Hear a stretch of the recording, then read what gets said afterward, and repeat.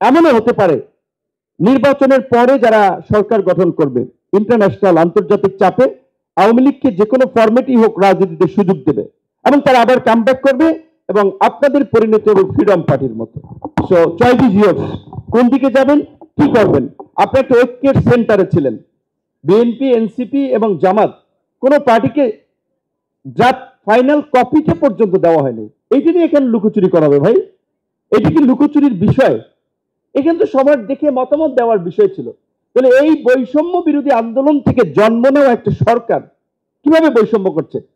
এবং আপনারা দেখেছেন এর আগে মিটিং করে উপদেষ্টারা বলছেন 4টি দলকে আইডেন্টিফাই করে দিচ্ছেন, যে 4টি প্রধান রাজনৈতিক দল, এবং স্পষ্টতই অভ্যুত্থানের পরবর্তী সরকারের দ্বারা অভিযোগ থাকবে যে তারা একটা রাজনৈতিক দলের দ্বারা পক্ষপাত দুষ্ট কিংবা তাদের আচরণ বায়াসড আচরণ হবে।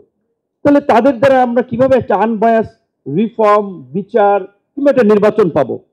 আমি ব্যক্তিগতভাবে খুব সন্দেহ সংশয় করছি, যদি খুব আর্লি ইলেকশন হয় তাহলে আগামীর নির্বাচন হবে বাংলাদেশের ইতিহাসে সবচেয়ে সংঘাতপূর্ণ নির্বাচন। যদি আপনার এখনো যদি আমরা রাজনৈতিকভাবে অভ্যুত্থানের স্টেক হোল্ডাররা নিজেদের মধ্যে একটা কনসেনসাসে না পৌঁছাতে পারি, তাহলে বিচার বলেন, সংস্কার বলেন, খুব বেশি গতি পাবে না। কারণ দেখেছেন তো ঐক্যমত্য কমিশনই তো বলেছে যে এই যে 2 মাস ব্যাপী আমরা আলাপ আলোচনা করলাম, যে পরবর্তী সরকার নির্বাচনের পরে 2 বছর এটা বাস্তবায়ন করবে। তো বাস্তবায়ন না করলে আপনি কি করবেন? আবার কি গণ অভ্যুত্থান চাইলেই ঘটাতে পারবেন? এগুলো গালগপ্প করে হয় না। আপনি চাইলেই গণ অভ্যুত্থান বছর বছর ঘটাতে পারবেন না। জনগণ 16 বছর রাজনৈতিকভাবে আন্দোলন সংগ্রামে সমর্থন দেয়, রাজপথে নামে নাই। সুতরাং আমরা যা আমাদেরকে তো বা এই গণ অভ্যুত্থানই তো ম্যান্ডেট দিয়েছিল, তাহলে আবার এখন কেন প্রশ্ন উঠবে যে সংস্কারটা কোন প্রক্রিয়ায় বাস্তবায়ন হবে? এবং আমরা খুব আশ্চর্যান্বিত হয়েছি যে এখানে আমরা যেই প্রতিষ্ঠানগুলো গড়ে তোলার জন্য হাসিনার সময় আমরা প্রতিবাদ করেছিলাম, যেই তরুণদের বেকারত্ব বা কর্মসংস্থানের দাবি থেকে শেষ পর্যন্ত একটা গণ অভ্যুত্থান হয়েছে, সেই পিএসসি নিয়ে যখন আলোচনা হচ্ছে কোনো রাজনৈতিক দল বলছে না সবকিছুকে তো এইভাবে একেবারে মানে সরকারকে ডানা কেটে দিয়ে সবকিছুকে তো এইভাবে স্বাধীন করে তাহলে সরকার চলতে পারবে না। মানে পিএসসির মতো একটা প্রতিষ্ঠান যেটা পাবলিক সার্ভিস কমিশন, মূলত সরকারি চাকরির নিয়োগের প্রথম সাধারণত বা দ্বিতীয় শ্রেণী পর্যন্ত নিয়োগের একটা কমিটি বা কমিশন হবে, সেটা তো অনেকে এগ্রি করছে না। তবে নির্বাচন কমিশন, দুর্নীতি দমন কমিশনের মতো প্রতিষ্ঠানগুলো স্বাধীন স্বতন্ত্রভাবে তাদের অ্যাপয়েন্টমেন্ট প্রক্রিয়া থাকবে, এইখানে অনেকে এগ্রি হচ্ছে না।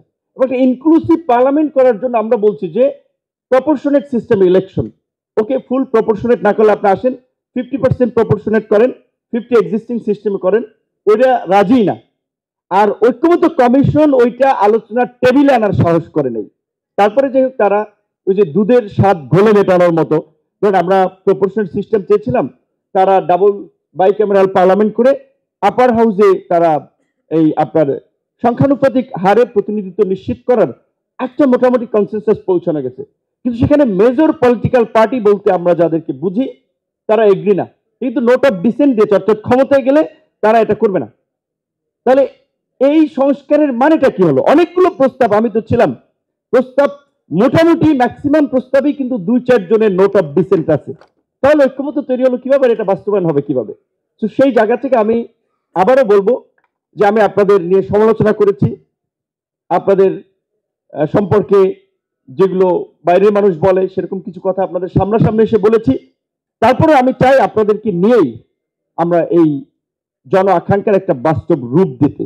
যদি আপনাদের মধ্যে সেই উপলব্ধি এবং বোধোদয় হয় তাহলে আমরা পারবো। আর যদি আপনারা যে শুধু এটা একটা শো আপ মিডিয়া কাভারেজের জন্য কিংবা ধরুন নানান কারণে প্ল্যাটফর্ম বিতর্কিত হচ্ছে সেই কারণে এখন কিছু ইমেজ রিকভারের জন্য, তাহলে এই আলোচনার কোনো মানে হবে না।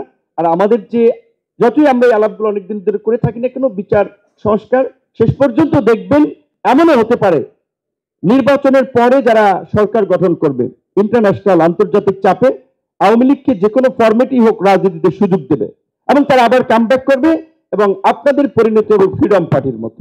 সো চয়েস ইজ ইয়ার্স, কোন দিকে যাবেন, কি করবেন।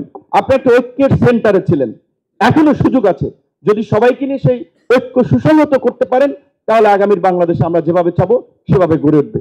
আদারওয়াইজ ইতিহাসের আমরা আসলে আমাদের